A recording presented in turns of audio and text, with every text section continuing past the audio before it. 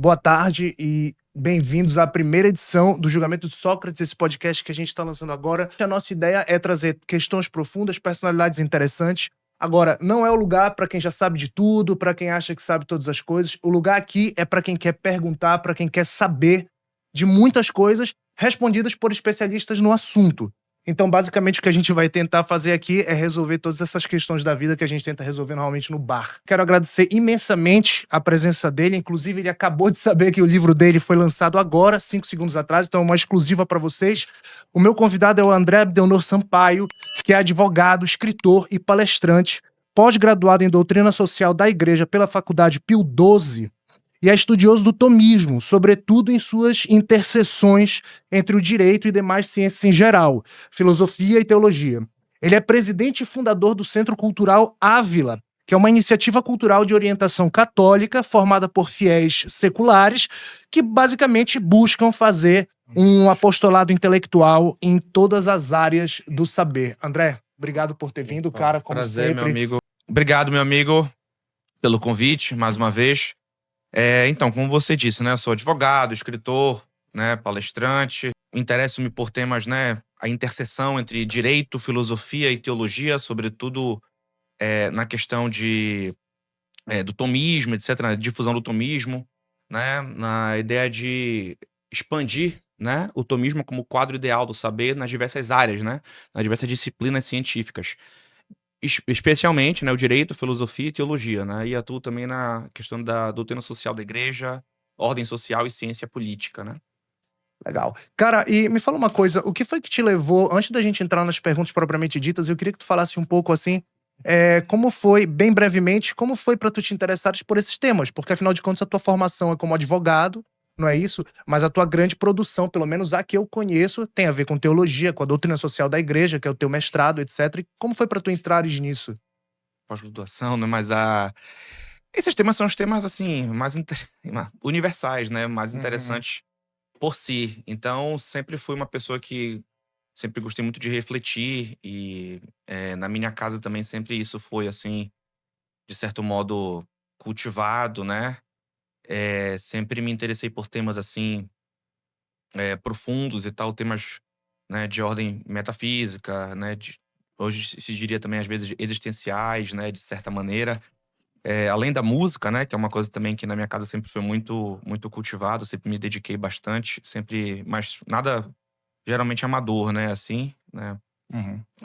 Teve uma época só que me dediquei profissionalmente, mas hoje se tornou meramente uma questão de hobby mesmo, né. Mas essas questões, assim, sempre foram pertinentes pra eu dar sentido, pra eu encontrar o sentido de tudo que eu faço, né. Eu sempre gostei de buscar o fundamento último das coisas, né. Eu sempre tive essa mentalidade de querer ter um conhecimento excelente naquilo que é possível ter, né, sobre a realidade, sobre a ordem da realidade, sobre a estrutura, sobre o sentido da vida, Uhum. né, sobre, enfim, por que estamos aqui, né. Acho que são as 3 perguntas fundamentais, né, de onde viemos, o que havemos de fazer aqui, né, para onde vamos, como vamos, né. Sim.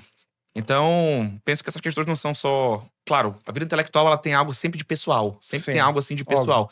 Mas essas questões são meio que universais, né, são, assim, universais e toda pessoa, eu penso, né, deveria em algo se dedicar, né, a pensar nisso, pelo menos ter alguma noção justa, né, minimamente suficiente. Sim. Exatamente por isso, por esse interesse particular, é que eu acho que tu és a melhor pessoa para responder as perguntas que eu formulei aqui.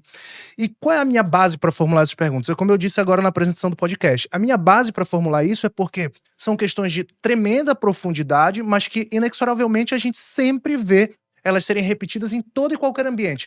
Não precisa ser um ambiente intelectual, é no bar, é na reunião de família, é uma série de coisas, entende?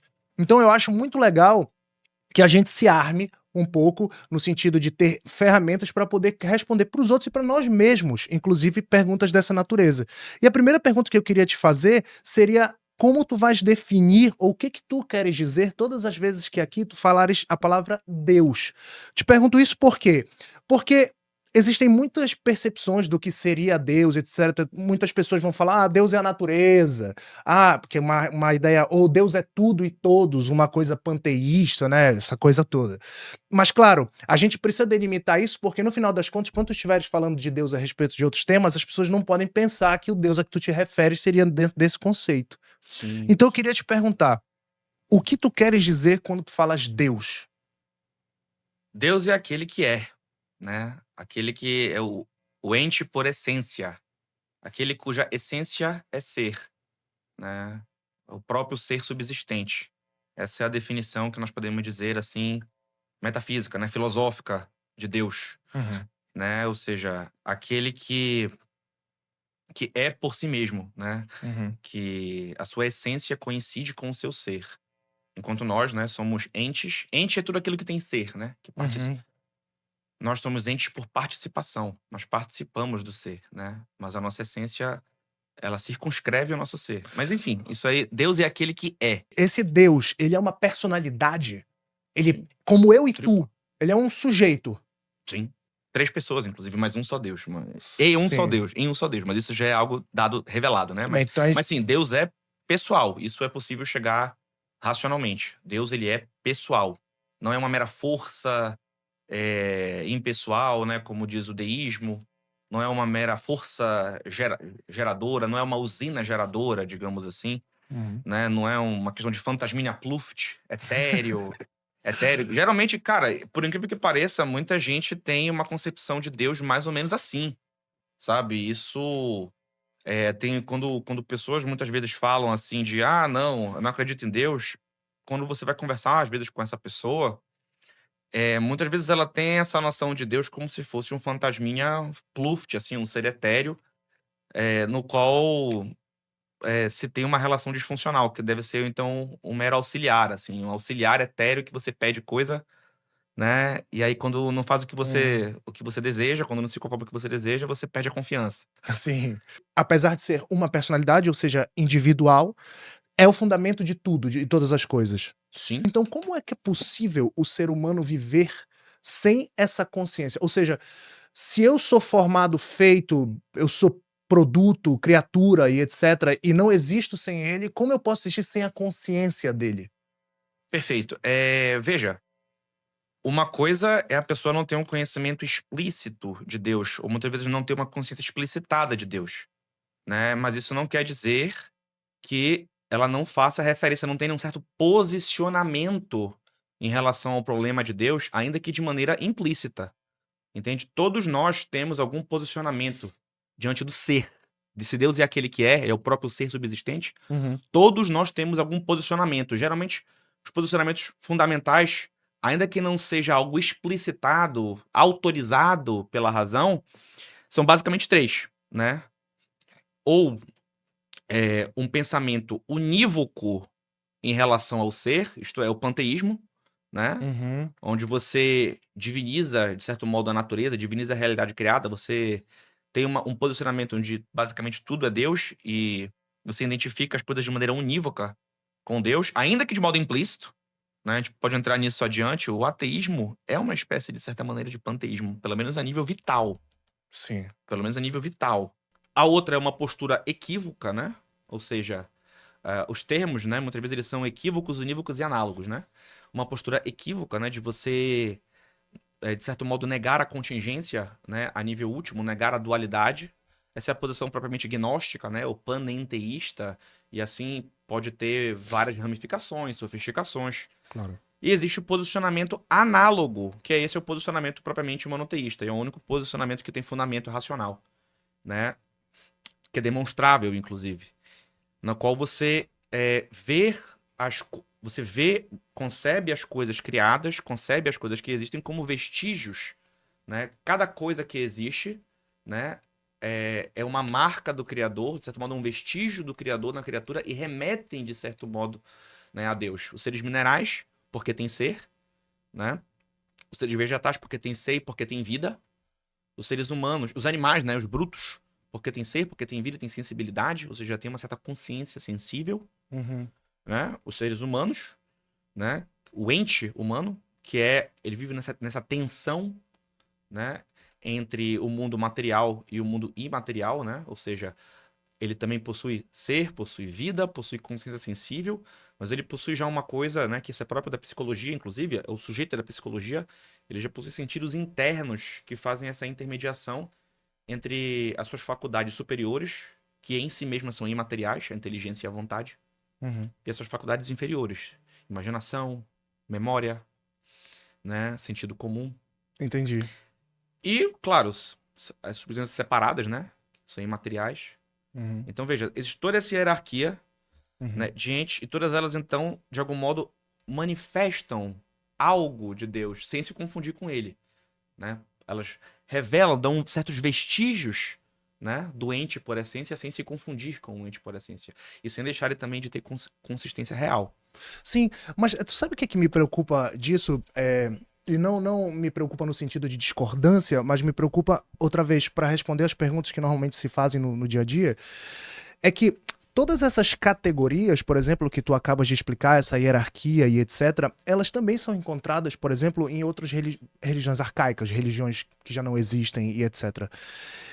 E diante disso surge normalmente uma pergunta que é muito comum entre as pessoas, que é o seguinte: será que Deus, seja qual for a determinação ou conceito dele, será que ele de fato existe ou isso foi uma criação da imaginação humana para lidar com a dor, com o medo, com a incerteza? Porque é indiscutível que ainda alguém com a consciência que tu tens, por exemplo, eu tenho certeza que tu, diante da dor, do medo e da incerteza, tu buscas a Deus como fonte de consolo. Isso não quer dizer que ele seja só isso, mas muitas pessoas vão alegar que é só isso e que é um produto da imaginação. Sim, sim. Só respondendo a primeira pergunta, né? De modo assim, você fala, como é que as pessoas podem viver assim sem ter essa consciência explícita de Deus? Se Deus realmente existe, né? Como é que tanta gente vive de certa maneira, sem uma plena, sem consciência, sem se remeter explicitamente a Ele? Uhum. Né? Isso é uma pergunta pertinente e interessante, né? Que você fez. Eu comecei a responder pela primeira parte, só sintetizando aqui. Veja, como eu falei, o fato da pessoa não fazer menção explícita a Deus, a não se dirigir explicitamente, né? A gente chama em filosofia ilicitamente, ou seja, de modo autorizado pela razão, por atos coordenados, conscientes, né? Não quer dizer que ela não, pelo menos, não expresse, de certa maneira, vital essa necessidade de Deus. A própria busca da felicidade, a própria busca por ter posse habitual do bem, a própria busca por plenitude, né? Isso de certa maneira, isso manifesta, de certa maneira, uma dependência, né? Uma busca por Deus, ainda que possa estar no objeto, em objetos inadequados, né? Uhum. Veja, o fato de uma pessoa buscar, por exemplo, sempre tender a conhecer mais e mais, é conatural do ser humano um certo tipo de conhecimento, e o fato também dele buscar, então, a posse habitual do bem, ele buscar repousar a vontade dele de maneira indefinida em algum bem, isso revela, de certo modo, uma tendência, ainda que de maneira implícita, né, que ele tem certa noção de absoluto. Ainda que ele não conceitue isso, ainda que ele não consiga expressar isso como eu estou expressando aqui, né, ainda que ele procure em locais inadequados, ainda que ele tenha concepções completamente tortuosas, né, filosoficamente, cientificamente tortuosas sobre Deus. Mas, veja, esse é o papel da revelação, da religião, né? É explicar justamente o porquê o ser humano perdeu essa consciência explícita, né, da Uhum. sua relação com Deus, mostrar a causa disso, seus efeitos empíricos, né, e o meio de retorno. Por isso que é religião, o meio de religação, Sim. de revinculação a essa fonte, né, a esse fundamento ontológico de tudo que existe.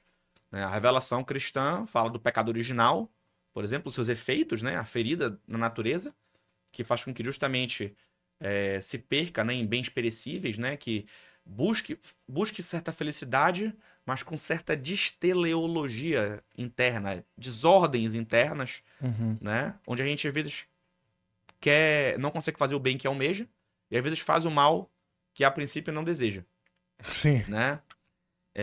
Busca perdurar naquilo que é perecível, né? Sim.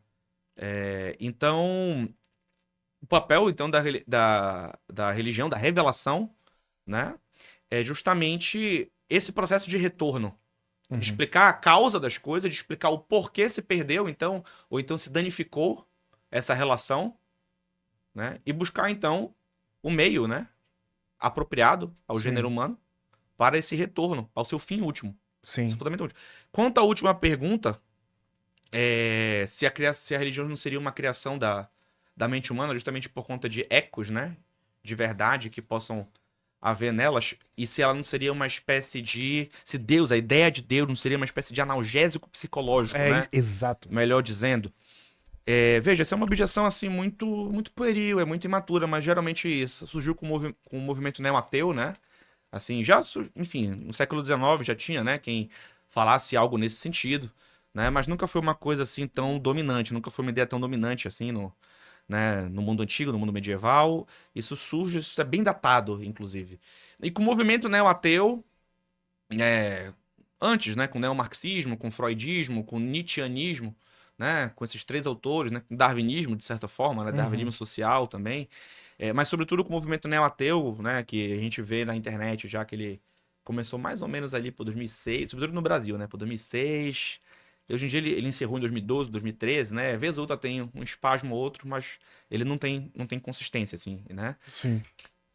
Essa objeção é feita mais ou menos assim, né? Se eu puder resumir ela pra ti assim, seria tipo, olha, Deus, ele é uma espécie de lacuna, não só lacuna científica, né? Mas uma lacuna emocional, um preenchedor de lacuna emocional que as pessoas buscam dar pra não aceitar a vida na crueza como ela é.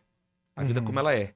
Não é a questão da religião que é o ópio do povo, isso tem um fundo, né? Pois é. Marxista, de religião como ópio do povo, etc. Mas a verdade é que é o seguinte, a ideia de Deus não é só por uma questão de consolo, alívio, analgésico, emocional, mas é uma questão de fundamento ontológico, entendeu? Não é uma mera questão, veja, a religião, se você for, enfim, buscar, mesmo em matéria de monoteísmo racional, né? Se você for buscar os autores que chegaram à ideia de uma causa primeira, né? Chegaram à ideia de um primeiro motor imóvel, né? Ainda que com limitações, etc. Eles não estavam, né? Sócrates mesmo. Sócrates renunciou a todos os falsos deuses da época. É verdade. Né? Como a gente pode ter esquecido dele, né? Mas causa das causas, né? Tem de piedade de mim, muitas vezes, né? Não se sabe se é exatamente apócrifo, né? Se foi realmente isso que foi dito. Mas não estava buscando uma espécie de mero alívio psicológico de maneira grosseira, né? De maneira prosaica. Sim. Né? A ideia de Deus é muito mais profunda do que isso. É muito mais do que a ideia de alguém que vai afagar o meu ego, que vai satisfazer os meus caprichos. Né? Mas a ideia é do seguinte, não. Qual é o sentido, né, de tudo o que existe? Qual é a causa essencialmente ordenada de tudo isso que veio a ser? Né? Qual é o fundamento? Qual é o substrato ontológico que dá densidade aos meus atos, que dá sentido de bondade, de verdade, de beleza, né? Por que a verdade me ilumina? Então a pergunta que se faz, a pergunta intelectual mesmo que se faz acerca disso, é por que a verdade me ilumina? Por que a bondade me causa certa reverência? E por que a beleza me atrai? Sim. E qual é a fonte dessas coisas? Entendeu? Essa é uma pergunta intelectual para você começar a entender o problema de Deus. Sim. Né? É esse espanto. A filosofia começa com o espanto, né? Com esse maravilhamento da realidade. Aí você vai buscar qual é a fonte de tudo isso. O que é aquilo que dá fundamento para toda a verdade que me ilumina, para toda a bondade que eu reverencio, para toda a beleza que me atrai. Sim. E quando tu falas desses valores, foi muito legal que tu citaste, tu falaste algumas coisas, tu falaste religião, bondade, beleza, enfim, todas essas coisas, é que eu entro numa segunda parte, cara, que também eu acho que causa muita dúvida, muito questionamento, que é o seguinte, isso pensando na prática, porque como tu falaste, na prática, o que vai me dar uma vivência prática desse ser seria a religião. Vamos botar dessa forma, tá? Não pensa tanto em categorias tão exatas do que eu tô falando, mas... E na prática, a gente vai falar de bem e mal, e a pergunta que fica na cabeça das pessoas é, tudo bem, a igreja vai me dizer o que é certo e errado e o que é bem e mal. Será, cara, que... Por que, na verdade, eu deveria me limitar pelo que diz a igreja? Por quê? Indiscutivelmente, a sensação comum e corriqueira no dia a dia é: eu vou deixar de fazer coisas que eu quero e coisas que eu gosto, porque a igreja está me dizendo que não. Então, fica aquela dúvida se, na verdade, as diretrizes que a igreja está me dando são libertadoras ou repressoras. Libertadoras ou repressoras, né? E eu queria te ouvir um pouco sobre isso. E no meio disso, cara, tu já pode ir falando também sobre uma questão mais da objetividade do bem. E se essa moral, certo e errado, que a igreja predica, né? Se ela teria cabimento ou a existência dela seria possível sem a existência de Deus. O certo e o errado, o bom e o mal, a conduta social, a postura e etc. Muito bem. Aqui nós já estamos então entrando na ideia da religião revelada, né? Da revelação. Já Beleza. estamos assim saindo, né, da ideia puramente da razão natural, né, filosófica sobre Deus. Já então estamos entrando na ideia justamente da moral católica propriamente, né? Na Sim. qual a igreja salvaguarda. O primeiro ponto é o seguinte: existe uma falsa visão. Essa pergunta mesmo está implícita, embora eu entenda o que tu quis dizer, tu estás pegando, na verdade, as expressões do que comumente se pensa, né? Sim, exato. Mas existe já implícito nessa pergunta, existe uma visão errada de que existe uma contraposição entre vida moral e liberdade. Entre autoridade moral e liberdade. Porque justamente se tem uma noção liberal de autoridade que se reduz meramente à ausência de impedimento externo para uma ação, não importa ela qual seja. Mas isso não é uma definição correta de liberdade, meramente. É uma definição reducionista e mutilada de liberdade. A liberdade, ela existe justamente, ela é você mover-se com segurança e desenvoltura no bem, naquilo que é perfectivo, naquilo que te aperfeiçoa, que alcança a excelência humana. E é claro que, para se alcançar a excelência humana, deve haver, então, um modelo, né, de excelência humana. Né? O modelo de excelência na qual a criatura racional deve almejar, né? Que está inscrito na sua natureza. Então, veja, a liberdade é você agir conforme a verdade do seu ser. A verdade na qual você foi constituído. Não é meramente você fazer o que der na telha, entendeu? Isso aí é voluntarismo, isso aí é arbitrariedade. Então, veja, a moral, a ciência moral, né? Seja em matéria de ética natural, né? Embora não existe propriamente, sentido estrito e próprio, uma ética, né, natural consistente, mas sempre sempre se torna uma moral teológica, né? Ela tem a noção de aperfeiçoar a sua liberdade. E não de ser assim, não, são limitações da liberdade humana para um bem maior. No sentido, são limitações, né, são condicionamentos da vontade do ser humano, são contraposições à vontade do ser humano como mal necessário, né, para uma certa coesão social mínima. Isso já é uma visão liberal, né, tanto de liberdade quanto de vida moral, que não exclui-se aqui a visão de bem comum, né, exclui-se aqui a visão correta do ser humano, do que são seus fins, do que são suas potências. Então, veja, o ser humano, as faculdades superiores do ser humano são o quê? São a inteligência e a vontade. Né? A inteligência, ela busca conhecer a verdade. Superiores porque distingue do animal. Isso, e porque é aquilo que tem de mais excelente no ser humano, né? Tá, sim. E são imateriais, né? Embora tenha certas causas materiais, né? Cérebro, etc, né? Potências motrizes. Mas a inteligência, ela busca, então, a verdade, ou seja, a adequação do intelecto ao objeto, à realidade das coisas. E a vontade busca repousar no bem, né? Como seu objeto formal próprio. Ora, a moral é justamente, inclusive nos seus aspectos proibitivos, nos seus aspectos obrigatórios, ela busca justamente conduzir, assegurar a inteligência e a vontade para que ela alcance os seus fins connaturais. Mesmo quando ela obriga e mesmo quando ela proíbe. O que tu quer dizer com fins connaturais? O fim natural da inteligência é a verdade. O fim natural correspondente. Correspondentes. Aos seus fins correspondentes. Naturalmente correspondentes. Tá. Isso que é... Então, quando a igreja proíbe, quando a moral católica, quando, né, Jesus Cristo, né, ele não é só, podemos falar disso mais tarde, mas ele não é só um líder moral, né? Mas a moral cristã, ela é uma moral sobrenatural, mas ela assume a lei natural. Então a igreja, ela é a salvaguarda e ela assume a lei natural, né, que é justamente a participação da criatura racional na lei eterna, ou seja, né, o ser humano ele reconhece a lei natural, ele não cria, ele reconhece, ela diz respeito justamente, né, aos seus fins naturais, à consecução dos seus fins naturais. direito à vida, conhecimento da verdade, perpetuação da espécie, direito a, né, a vida em comunidade, etc. Então, quando a moral, por exemplo, não matar. Veja só, essa proibição é uma proibição libertadora. Certo?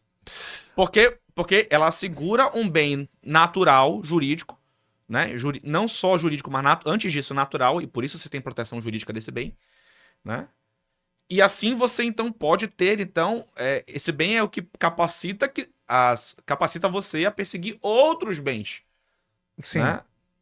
Então, claro, quando a igreja limita certas coisas, ou ela proíbe certas coisas, né? A autoridade da igreja, a autoridade de Deus também, da lei natural, mesmo quando proíbe, quando obriga, ela aperfeiçoa a liberdade.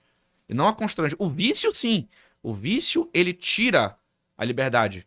Porque ele é o quê? Ele é um desvio, ele é um ato, né? Ele atrofia, ele sucateia, né? As tendências intrínsecas da nossa inteligência e da nossa vontade. O erro, por exemplo, quando você adere a uma coisa errada, quando você não adere ao objeto correto da realidade, você não está sendo livre. Você não está sendo livre. Quando a sua inteligência não compreende algo, ou compreende algo errado, quando ela se engana, por exemplo, a sua inteligência não alcançou o seu fim natural. Ela alcançou um objeto que não corresponde a um objeto real. Né? Quando você incorre num ato imoral, né? Um pecado, né? Na linguagem, né, da teologia moral, por exemplo, pecado é uma desordem. Né? Ele é uma desordem. Ele é um ato, pensamento, palavra contra a lei eterna. Errar o alvo, né? Ele é uma desordem. Então, ele atenta, claro, ele é um ultraje contra o fundamento da realidade, mas ele também, então, vai contra, né, as faculdades, vai contra os fins das faculdades mais excelentes do ser humano. Né? Então, quando a moral cristã proíbe algo ou obriga algo, ainda que isso custe, claro que isso custa. Sim. Isso custa. O problema é que é isso, a pessoa confunde liberdade com a mera ausência, né? A mera ausência de impedimento para uma ação externa, né? E ela confunde liberdade com aquilo que necessariamente agrada aos sentidos, né? E isso Com certeza. Isso é uma questão muito moderna, é um hedonismo. Ela reduz a liberdade à satisfação de desejos, mas nem sempre desejo, né, corresponde. Desejo é uma coisa que está nas instâncias muitas vezes inferiores. Nem sempre desejo, né, ceder aos desejos, sobretudo momentâneos, aos ímpetos, né, corresponde a um exercício reto da vontade, potente da vontade. Né? Então, negar a si mesmo é paradoxal, mas não é contraditório isso. Negar a si mesmo, negar a certos desejos, é libertador para se buscar bens maiores, na sua devida ordem. Na devida ordem que esses bens possuem na realidade. Sim. E é nesse ponto que eu queria chegar contigo, cara, porque é muito interessante que tu deste o exemplo de não matar, né? Como tu sabes, eu sou advogado criminal há muitos anos e tu falaste agora do desejo. E, de fato, normalmente o ímpeto de matar, ele vem de algum desejo, dos mais desordenados possíveis. Então, eu gosto de matar ladrão, eu mato quem me ofende, eu mato a minha mulher porque me traiu. São esses mais ou menos as coisas que vão acontecendo na sociedade. E aí tu falas pra mim assim, não matar, por exemplo, é libertador. É libertador pra quem? Eu vou te explicar a pergunta, porque se tu me disseres que não matar é libertador, que eu não mate é libertador pra mim, tô falando de uma perspectiva aqui metafísica, transcendental, não tô falando, claro que é libertador porque eu não vou pra cadeia, começa daí, né?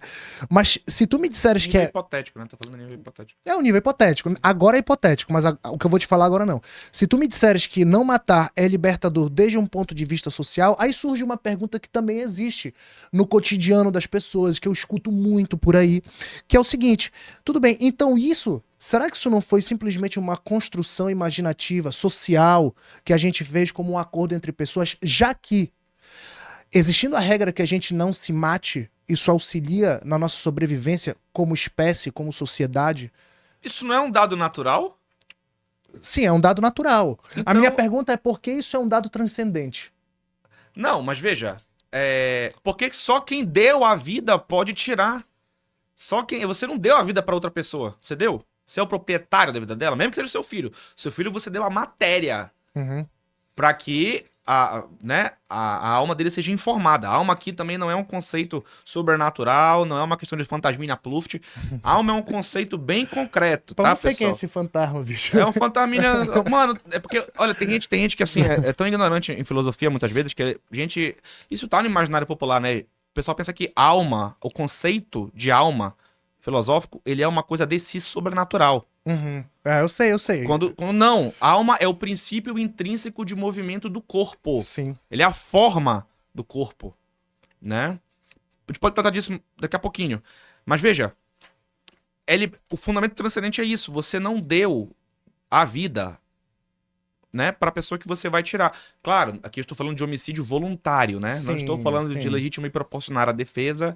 Não, né? claro, sim, a gente tá limitando a discussão, é óbvio. Homicídio voluntário, Sim. né? Você não pode dar você não pode tirar de outrem aquilo que você não deu, aquilo que você não é proprietário. Você não pode ceifar a vida de alguém voluntariamente, né? Se você não foi você quem deu essa vida para outra pessoa. Mas por que que isso é libertador? Ou seja, por que que isso é libertador? Eu sei, não matar é bom. É bom não matar. E eu quero entender qual é a conexão entre não matar, bom E libertador. e libertador. Porque você não. Que aí você pode assegurar que não te. Você pode exigir que não te matem, né? Acabou. Mas não é mas acabou. tem uma lógica Não é que- social, não é que simplesmente acabou. social, pô. Não, mas o ser humano é naturalmente social. Veja, a vida em sociedade, ela é um dado natural do ser humano pela própria natureza material dele e racional. E será que a O próprio existência de fato de Deus ser- também não é natural? Eu não Hã? invento. O quê? O quê? Será que a existência de Deus também não é natural? Um produto natural da minha imaginação que me consola, que me organiza, que me deixa sobreviver como sociedade, como espécie? Não, porque as provas de que há uma causa primeira e de que há um primeiro motor imóvel, né, e de que há grau de perfeição dos entes a ponto de ter um modelo exemplar de perfeição, isso é uma coisa perfeitamente demonstrável racionalmente. Isso é uma coisa importante a gente salientar, meu amigo, que muita gente confunde crer em Deus com crer na existência de Deus. Uhum. E isso não é a mesma coisa. A existência de Deus não é matéria de fé. Não é matéria de credo religioso. Se você lembrar, né, o credo católico fala o quê? Creio em Deus Pai? Creio em Deus. Ele não fala creio na existência de Deus, Sim. né? A existência de Deus ela é matéria de demonstração racional, né? Agora, como esse Deus se revela, quem é esse Deus que existe, qual é a sua vida íntima, o que ele tem a dizer, como é a sua vida interior. Isso sim, é matéria de revelação, matéria de fé. É uma coisa que transcende o mero alcance da razão, embora não contrarie, mas transcende. Só tem duas coisas que a gente não pode provar. O que é evidente e o mistério. Mistério não só no sentido natural, né, daquilo que ainda não é conhecido pelas ciências naturais, mas o mistério daquilo que é sobrenatural, daquilo que não é, né, que transcende a ordem do escrutínio, né, do alcance racional da ordem natural. Então veja, eu posso provar que o Paulinho Tamer, que está aqui na minha frente, existe? Como é que eu provo? Tinha uma foto, cara. Isso não é prova. Não, é sim, tudo bem, eu Então, sei. final. Não tem como. Eu tô vendo. É evidente pra mim. Evidente é aquilo que se vê. Sim. Né? É evidente que o Paulinho tá. Este aqui é o Paulo Tamer. Aí, claro, pode ter derivações, sinais, né? Mostra a tua identidade, tá aqui, Paulo Tamer, filho, não sei o quê. Mas veja, eu não tenho. Não se pode provar. Eu não tenho como provar que você está diante de mim. Né? Que você existe. Eu estou vendo isso. Isso é evidente. Agora, eu posso crer ou não no Paulinho. Como o Paulinho se manifesta pra mim? O que ele fala de si mesmo? É veraz ou não? Uhum. Corresponde ao que ele realmente é ou não? Entendeu? É diferente. Sim. Eu falo sei. assim, eu acredito no Paulinho. Claro, aqui eu tô falando do nível de fé humana. Sim. É claro que isso é uma analogia. Uhum. Em Deus você tem uma fé sobrenatural. Deus, ele não, sendo ele perfeitíssimo e suma verdade, né? Isso inclusive é um dos argumentos, né, que mostra os motivos de credibilidade da fé católica. Sendo Deus aquele que assuma a verdade e não pode nem se enganar e nem nos enganar, tudo o que ele revela, né? Tudo que é oriundo da autoridade divina é sumamente verdadeiro. Né? Por isso que não pode se aderir de maneira aproximativa, né? Parcial. E seria por isso que tu achas, tudo que vem da autoridade divina é verdadeiro, seria por isso que tu achas que o materialismo falha em explicar algo que seja essencial da experiência humana em geral? O materialismo ele é uma impossibilidade metafísica, né? Muitas vezes, quando essa própria dicotomia entre fé e ciência, aqui quando eu falo fé, eu não estou falando de crendice ou de superstição, tá?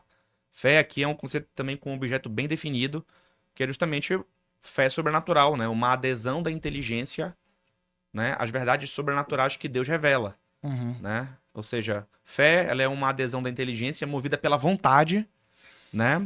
Agraciada. Ela difere, ela tá num termo médio entre a ciência e a opinião. Opinião é quando você se inclina para uma proposição, mas com receio, com o temor de que a proposição contrária seja verdadeira, né? Ciência é quando você sabe, né? Quando você conhece aquilo pelas suas causas, né? Ou então quando você tem evidência daquilo.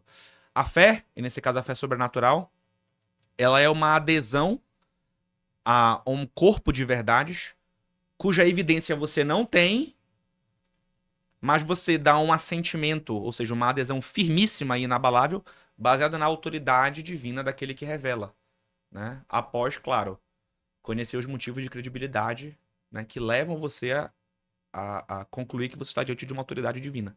Sim. Né? Isso é um conceito técnico. Mas, voltando à tua pergunta, que era a do materialismo, né? O materialismo ele é uma impossibilidade, né, metafísica, pela própria ideia de que a matéria não se percebe. Como Já assim? parou pra pensar? Não. Matéria não se percebe. Quando se fala essa dicotomia entre fé e ciência, né? Não, porque a fé e razão, fé e ciência, não, porque eu tenho um espírito científico, né? Por isso que eu não sou dado pra fé. A pessoa não, ou ela não sabe o que é fé, ou ela não sabe o que é ciência, né? E ela reduz, Sim. ela reduz a ideia de ciência à mera causa material das coisas e a causa eficiente. Mas a realidade, né? Isso a gente sabe desde das categorias de Aristóteles, né? A realidade possui, né, 4 causas. Causa material, né? Ou seja, de que é feito as coisas. Ou como são feitas as coisas. Causa eficiente é como são feitas as coisas, né? Causa formal, no que consiste. E causa final, para que serve. Qual é o fim dessa coisa? Qual é a sua intenção, né? Na mente daquele que a fez, que a concebeu. A ideia de... Quando a pessoa fala muitas vezes de ciência contra a fé, né? Ou então, a ciência... Não, eu sou muito científico, por isso que eu não sou muito religioso. É porque ela está reduzindo a ideia de ciência à mera causa material e eficiente, ao mero materialismo. Só que o ponto é que matéria não se percebe. Pois matéria... explica isso aí, não entendi. Qual é o som que o sentido da audição tem? Não são perguntas bestas, são perguntas... Não, eu não acho que seja besta. Qual é o som que o sentido da audição tem? Nenhum. O sentido ter um som? Qual é a cor que o sentido da visão tem? Consegues enxergar? Não. A cor da visão, não. Qual é o cheiro que o sentido... Qual é o cheiro que o sentido do olfato tem? Nenhum, não sei. Ou não sei, é que eu nunca cheirei o olfato. Qual é o gosto que o sentido do paladar tem? Qual é a textura do sentido do olfato? Mas o que isso prova que a matéria não... Porque ela não consegue reflexionar sobre ela mesma. Os sentidos não conseguem refletir sobre eles mesmos. Para você conseguir se reflexionar, refletir, voltar a si, é necessário uma instância que transcenda a apreensão meramente sensorial. Você só consegue ter a ideia de que você sabe e de que você sabe que você sabe. Não, os sentidos não são capazes por eles mesmos de dar essa... Não, isso com certeza, isso é óbvio. Então isso mostra que existe uma instância para além da matéria, né? Que é incorruptível. A matéria, ela é corruptível. Ela é de extensão limitada, na medida em que ela se prolonga, ela perece. Mas será, ela cara... é corruptível. Rapidinho. Fala. Então, existe essa... Para você conseguir chegar nessas conclusões, né? Ter essa consciência de si e refletir sobre si, é necessário que haja uma instância em você que transcende o alcance e o escrutínio, né, da apreensão meramente sensitiva, meramente material. Ainda que haja o cérebro como causa material, mas você não pode reduzir esse processo aos processos físico-químicos e bioquímicos, né? Porque eles não Sim, conseguem, com certeza não. eles não conseguem refletir sobre si mesmo. Isso é claro, existe, a prova é muito mais complexa do que isso. Não, eu entendo, teve... Eu tô botando, dando muito resumido, né? Óbvio, eu não entendo. E Esse- também o objetivo aqui é que a gente resuma, né? Não tem como a gente É, abordar tudo profundamente aqui. Mas só pra fazer um complemento ao que tu falaste, antes da gente passar pra um tema que eu acho muito importante, não tem como a gente não falar dele. É o seguinte, cara, o próprio Feigen, ele fala sobre esse problema metodológico científico que vem surgir, que seria a ideia da metodologia neocantiana, que seria tentar ver tudo como verificável, desde como se fosse uma ciência matemática ou física, né? E ele enxerga o problema disso, é muito interessante a leitura dele a respeito disso. Cara, eu queria trocar de assunto simplesmente porque eu acho que tu tens que falar sobre isso. Que é o seguinte, a gente falou de materialismo, tu falaste Deus como sumo bem, etc. E vem uma pergunta, cara, que é muito difícil de responder. Eu te confesso que eu não sei responder essa pergunta, tenho uma ideia de por onde vai, mas seria o seguinte, cara, Deus é o sumo bem, perfeito, etc. É muito difícil pra mim explicar, cara, duas coisas. O sofrimento no mundo, e eu não falo só de sofrimentos causados pelo ser humano, porque esse eu acho uma sacanagem, né? Deus te dá liberdade pra tu viveres bem, tu fazes outra pessoa sofrer, tu diz, pô, é culpa de Deus que não fez nada. Não, a culpa é tu que fez a causa. Mas, antes disso, tem outros sofrimentos, né? Pessoas que nascem, por exemplo, com deficiências, com problemas mentais, de forma, enfim, a própria...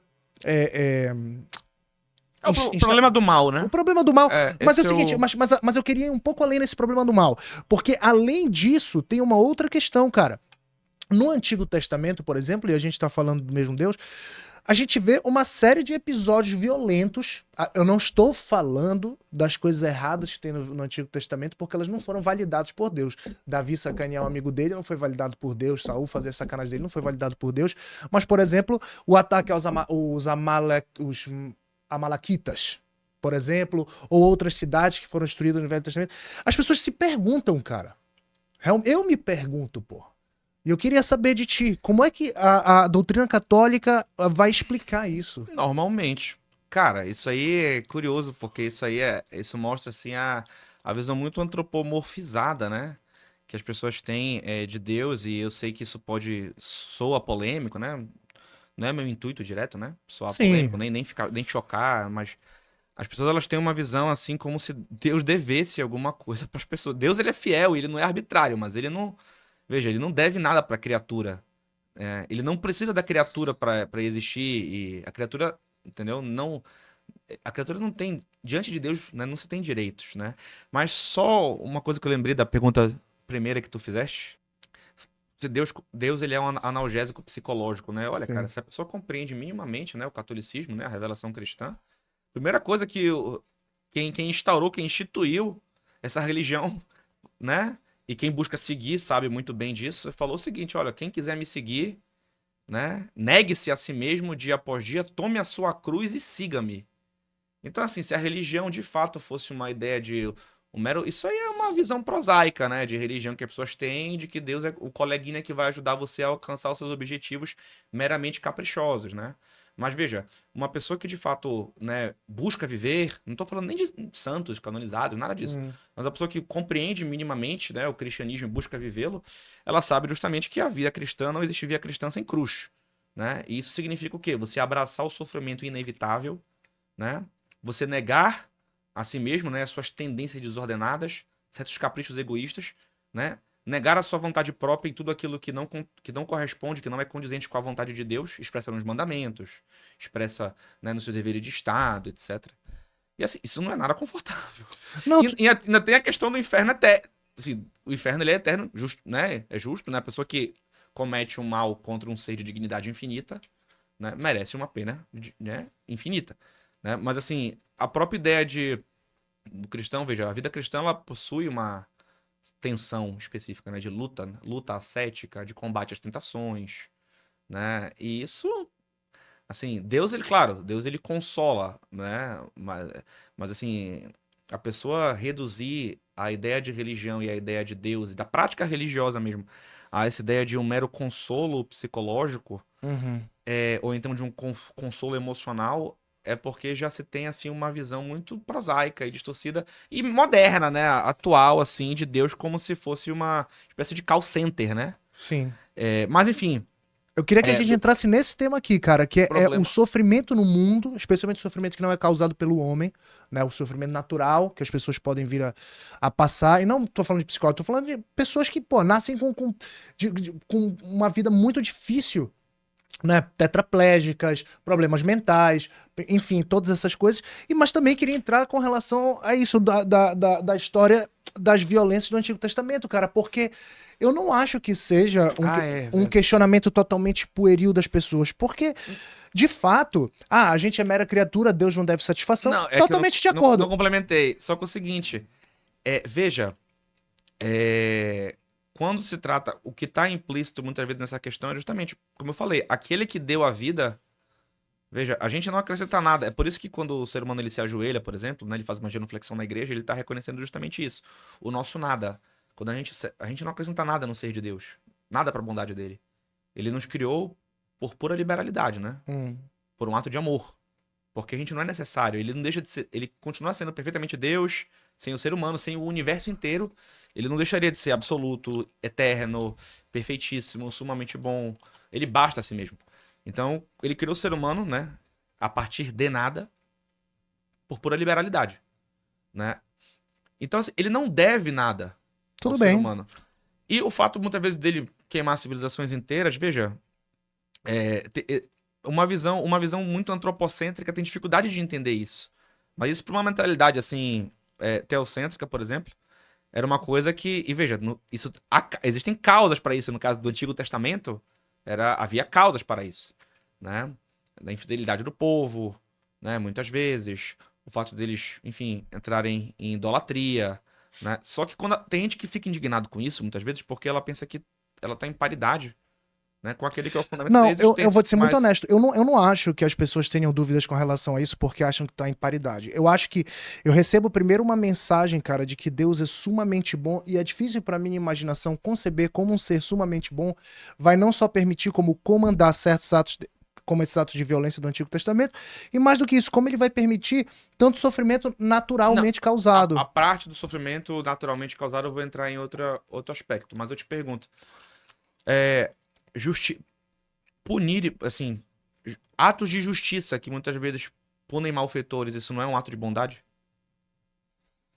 Não tô falando de punitivismo aqui. Eu sei, mas é difícil a pergunta. Não. É difícil, cara, porque depende da punição, depende de como Sim, foi. não, eu tô falando punição justa, punição proporcional, justa. Mas veja só, atos de justiça, né, proporcionalmente aplicados, Ah, a aplicação da justiça proporcional, equitativa, ainda que cause um mal de pena para o punido. sim. Para o... Isso não é um ato de bondade? Isso não corresponde à bondade? Ser justo, né, não é um ato de Com bondade? relação aos massacres, sim, mas qual é a justiça de um sujeito que nasce assim? Não, isso eu tô falando Do massacre, tá É, falando da violência. isso, Tá, isso. tudo Não bem, estou tá falando bom. do sofrimento natural ainda. Ok, tá bom, tá bom, tá Tá? bom. De calamidades naturais, de pessoas. Não, não, não, não. Tô falando Beleza, só no aspecto do Antigo Testamento ainda. beleza. Pela... Inclusive, a visão reencarnacionista, aí sim. Porque muita gente tem essa visão, né? Eu De que, sei. não, porque a pessoa está sofrendo agora, porque na vida passada. Aí sim, isso leva a uma visão, puxa vida. Então, a conclusão, muitas vezes, não seria ilegítimo se a pessoa partindo desse pressuposto concluísse assim, não, se ela tá sofrendo é porque ela mereceu, ela tá aí purgando aí o que ela fez na vida passada. É, tem gente que pensa isso. Pois é, mas isso leva a um indiferentismo moral.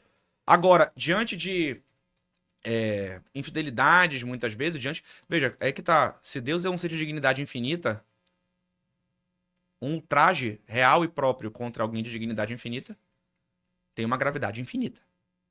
Concorda? A gravidade de uma ofensa se mede pela dignidade do ofendido. Então, assim, essa ideia, eu insisto, essa ideia de que, mas como Deus, que é amor, etc., Uhum. pode fazer isso, mas peraí, mas você que tá colocando critérios, o critério do qual deve ser o amor de Deus, e qual deve ser a sua justiça, e qual deve ser a misericórdia, percebe? Já tem uma certa larva, né, de antropomorfismo Entendi. aí. Mas com relação aos sofrimentos naturais, isso é uma pergunta das perguntas, né? Problema do mal não só do mal moral, né, causado por outro, Uhum. mas a resposta se pode dar a isso, porque veja, o mal ele é uma privação de ser, né? O mal, ele não tem ser. Uhum. Não existe um mal andando por aí. Só o que tem ser é o bem. O mal, ele é uma desordem na hierarquia dos bens, ou ele é uma privação de bem. Se tu nascesse com o nariz bem aqui, um segundo nariz, eu ia falar, olha, ele padece de um mal. Não é isso? Sim, sim. Por quê? Porque tem uma desordem aqui na constituição somática, né, dos órgãos. Se tu fosse privado de uma orelha, fala, olha, ele padece de um mal, de uma deficiência, nesse caso física, né? Por quê? Uhum. Porque é uma privação, né? É uma defectibilidade de um órgão que deveria estar ali. Sim. Então, o mal, ele não tem ser. Então, ele não tem... Ele é uma putrefação daquilo que é bom. Ele só se dá num bem. Percebe? O mal só se dá num bem. O teu corpo é um bem. Você padecer de uma deficiência se dá no teu corpo, mas o teu corpo é um bem. Então, o mal não tem inteligibilidade. Querer entender, assim, a raiz, a natureza profunda do mal, de certa modo, já leva a uma espécie de admiração pelo mal, né? De fascínio pelo mal. Então, a resposta que se dá para isso, para esses sofrimentos, né? Para esses males, muitas vezes por calamidades naturais, a revelação cristã dá de que esses males, essas desordens cósmicas, digamos assim, né? São fruto justamente, né? Enfim, do pecado dos primeiros pais, etc. Mas uma resposta... E a resposta filosófica, que não é contrária, mas que está inclusa nisso, né? Qual é a resposta para o problema do mal? Por que isso acontece? Porque os maus prosperam e porque muitas vezes os bons perecem. Qual é a Né? resposta pra isso, André? A história ainda não acabou. Essa é a resposta. A gente só vê, veja, algo parcial, uma costura, né? A gente vê um recorte muito ínfimo, né? Da estrutura da realidade. Né? E a gente não pode pegar esse recorte parcial, ínfimo. Não quer dizer que a gente não deva se compadecer das pessoas. Sim, Né? claro. A religião cristã diz que o próprio Deus veio aqui e sofreu e padeceu. Partilhou do sofrimento, né? Do padecimento humano, né? Sem pecar. Né? Mas a história não acabou. Essa é a resposta. E que o mal, ele não pode prevalecer porque justamente só o bem tem consistência ontológica. O mal não tem positividade ontológica. Se ele tivesse, ele seria um bem. Agora, o motivo concreto, né, de cada mal, do porquê cada mal acontece, né, a resposta que você pode dar para isso agora é isso. A história ainda não acabou. Sim. Né? A história ainda não acabou. O fim da história ainda não acabou. Né? De fato, a resposta... Agora, veja, não se pode... Isso não é uma prova... Muita gente fala que, não, porque o mal existe é porque Deus não existe, né? Para encerrar, digamos assim, para dar um desfecho nisso, que é uma pergunta importante. Sim. Veja, sem Deus, não se pode sequer falar que um acontecimento ou uma ação é mal ou boa. Porque o critério vai ser puramente subjetivo. Se não há uma inteligência ordenadora que transcende a mera deliberação, né, e o mero consenso dos homens, tudo se torna aleatório e arbitrário. Se o mal é um desvio daquelas coisas que deveriam ser e não são, que deveriam ocorrer e não ocorrem, né? Uhum. E o bem é justamente o segmento, né, o bem moral, né? É o segmento daquelas coisas que estariam conforme a ordem dos atos humanos que deveriam ocorrer. O fundamento dessa ordem não pode ser meramente a deliberação de um ser humano, individual ou coletivo. Porque que diferença faria de outro ser humano que deliberasse outra coisa? Entendeu? Se não há uma inteligência ordenadora, né, infinita, uma sabedoria infinita, ordenadora, que transcende a mera individualidade humana, né, que seja imaterial, espacial, que transcende a essa ordem criada, tudo é aleatoriedade. Nem se pode falar objetivamente em termos de bem e mal. Aí, claro, né? Pode ter uns que vão querer... Tem uns que vão querer dizer que não, nós temos que ir além dessas categorias além do bem e do mal, né? Além dessas categorias do bem... Pois é, isso aí terminou no nazismo, entendeu? Isso terminou. Isso aí terminou com gente indo pra campo de concentração, entendeu? Terminou assim. Cara, eu queria terminar com uma... Não terminar exatamente porque a gente tem esses 10 minutos, mas eu quero te dar esses 10 minutos pra falar sobre isso, cara, porque agora, finalmente, depois de toda essa discussão, tu acabaste falando assim, tanto que Deus veio à Terra. Se referindo a Jesus, obviamente, né? E uma outra coisa que assola, cara, o pensamento geral e cotidiano, porque como eu tô te falando, né, cara, eu gosto muito de estudar essas coisas, mas eu não convivo no meio dos intelectuais, eu não convivo no meio acadêmico, eu convivo com as pessoas que estão fazendo as perguntas mais simples possíveis e que muitas vezes eu não sei responder. Nesse caso, eu sei, mas tu sabe melhor. Então eu queria saber o seguinte, cara, tá, ok, beleza, Jesus existiu, porra, foi um cara muito legal, pregou amor, a paz entre os homens. Também, pô, ele foi um líder, né? O Império não podia aguentar alguém assim, matou esse líder revolucionário, etc. Excluindo a natureza divina de Jesus, eu acho que objetivamente, talvez por inspiração divina, a minha inteligência, objetivamente você sabe que ele foi bom. Então, a minha pergunta, cara, pra ti é o seguinte: por que a necessidade de que ele tenha sido Deus e não simplesmente, chame como quiser, líder, um grande profeta, um grande... Por que Deus? Eu discordo, assim, categoricamente, ah, dessa primeira premissa, no sentido de que, claro, analisando a sua humanidade, nota-se que todos os seus atos foram bons, tal como se relata nos evangelhos. Sim. Mas excluindo a natureza divina de Jesus Cristo, tal como se revela nos evangelhos, tal como todos os santos padres falaram, os primeiros pais da igreja, tal como os místicos falam até hoje, tal como o Padre Pio, que recebeu os estigmas, né, foi testado, Sim. foi, por muitos médicos materialistas ateus, foi testado, foi levado para laboratório. Mas excluindo a natureza divina de Jesus, pode-se dizer que ele era bom? Falso. É mesmo? Absolutamente falso. Se você compreende Jesus como se relata nos evangelhos, que são fidedignos, que são autênticos, né? Ele disse ser o caminho, a verdade e a vida. Ele disse ser Deus. Ele disse, e você não pode excluir que ele falou isso. Né? Se você... Sim, ele falou isso. Então, pronto. Então, mas se ele não era Deus, como ele disse ser, não tem outra opção senão dele ser um louco, um megalomaníaco e um grande farsante, porque dividiu a história e causou a maior histeria coletiva de todo o orbe. Sim. Né? E tudo que todos aqueles que morreram por ele, né, foi em vão. O maior enganador da face da Terra, o maior farsante. Então, ou ele é Deus, inclusive isso aí, esse argumento, é um argumento de uma pessoa que nem católica é, que deve ter sérias reservas com ela, porque ela tem pontos errados em certos aspectos eclesiológicos e tal, mas nesse argumento dele ele acertou muito, que foi o escritor das Crônicas de Nárnia, C.S. Lewis.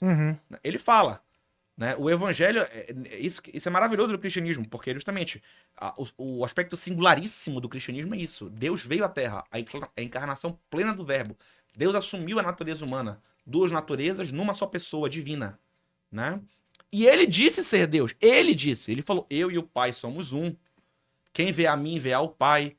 Antes que Abraão fosse, eu sou. Ele não falou eu fui, eu já era. Ele falou eu sou. Lembra que eu falei que Deus é aquele que é? Sim. Filosoficamente, quando Moisés na sarça ardente pergunta, né, para Deus, quem és? Ele fala, eu sou aquele que é. Eu sou o que sou. Eu sou aquele que sou. Dependendo da tradução. Então, os judeus sabiam muito bem, quando ele falou, antes que Abraão fosse, eu sou. Algumas traduções até falam, eu sou o eu sou. Eu sou o eu sou. Eu sou aquele que é, ou então eu sou aquele que sou, ou então eu sou o eu sou. O ser. Sim. Né? Próprio ser subsistente.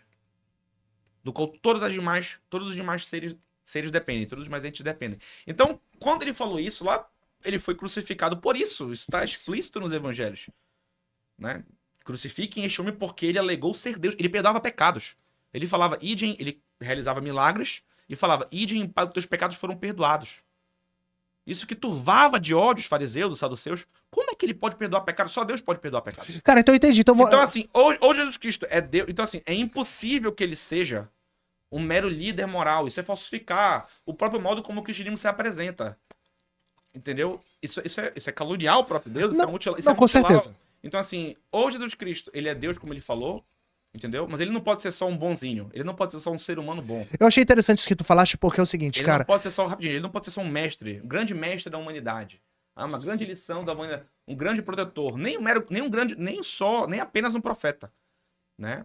Agora, claro, se você quiser inventar a pessoa, né, precisa inventar um falso cristianismo, né, que não corresponde à autenticidade dos evangelhos, que não corresponde à tradição dos apóstolos, que não corresponde à tradição dos santos padres, que não corresponde... Não, eu sei disso, para mas... querer inventar um Jesus Cristo à sua imagem e semelhança. Eu sei Mas disso, isso aí já não é um mas Cristo real. por isso que eu tô trazendo o que é mais cotidiano, porque o que é mais cotidiano é precisamente a crítica, falam isso como crítica à religião. Tipo dizer, religião se apossou desta figura histórica, essa é a ideia que rola por aí, né?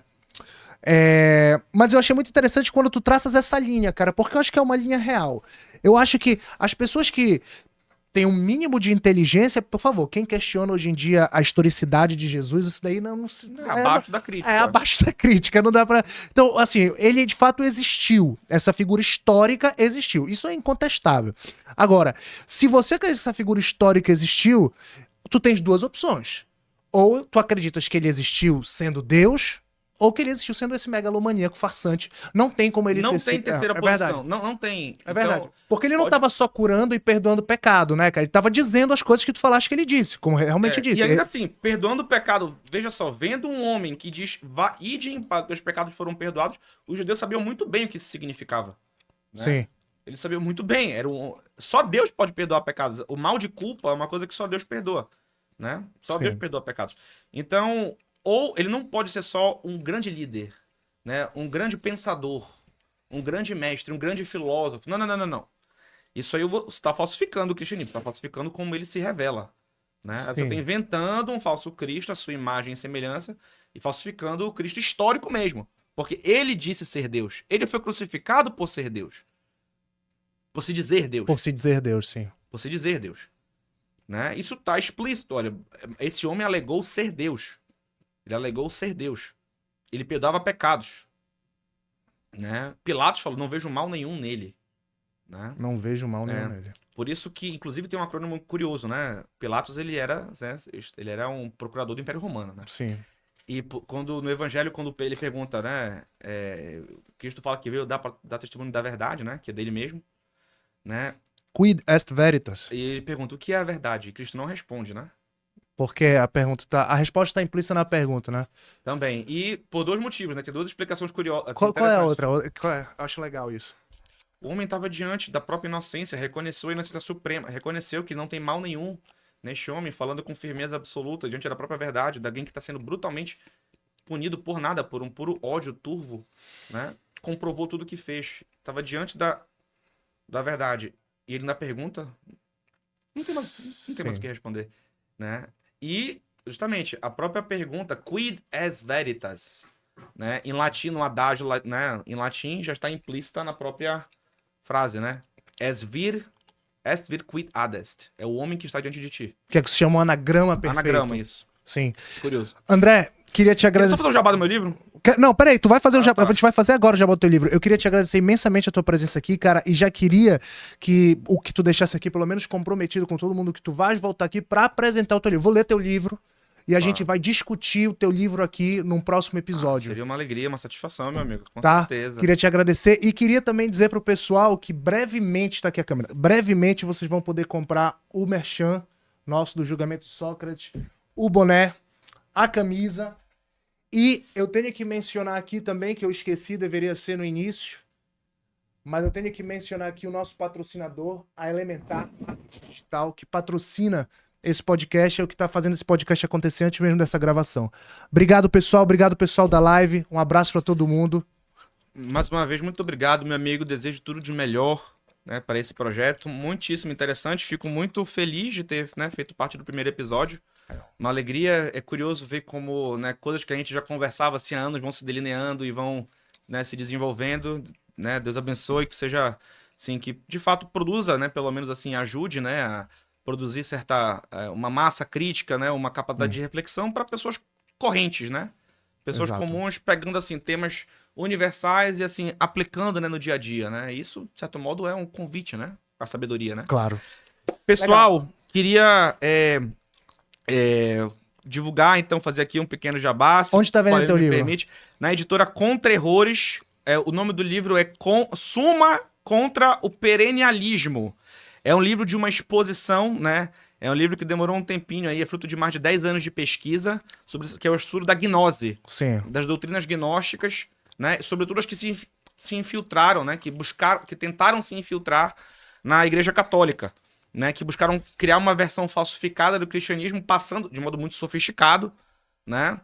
Passando-se por católico, defendendo uma tese herética de que haveria uma suposta unidade transcendente das religiões. Certo. Né? E o meu livro, então, ele é uma exposição da fé católica, são 2 tomos, né? 1.400 páginas, demorou um tempozinho aí, mas a gente busca analisar, então, a influência, né, das doutrinas gnósticas em todos os campos, né? Em todos os capítulos da teologia, né? Ou seja, as distorções, né, da influência do gnosticismo em todos os campos, né, da teologia católica e a sua refutação.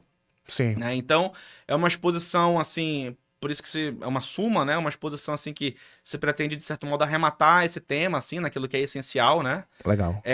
Fazendo uma exposição, né, da fé católica em todos os seus principais capítulos, né? Em todos os seus capítulos, desde a teologia natural, né, até o Tratado de Deus Trino, até a Cristologia, a encarnação do Verbo, o magistério da Igreja, né, lei natural, vida moral, Beleza. direito natural, tudo isso. Então, assim, tem até, né, moral conjugal, porque tem influência gnóstica também na própria ideia né, de moral conjugal, da ideia do sacramento, teologia sacramental, tudo isso. Então, é um livro que todas as pessoas podem tirar proveito, né, dos simples aos doutos, né, cada um com seu quinhão, né, de capacidade, e espero que faça bom proveito, né? Espero que seja de algum proveito para todo mundo. Beleza, meu amigo. Obrigadão. Valeu. Valeu. Valeu, pessoal. Um abraço. Tchau.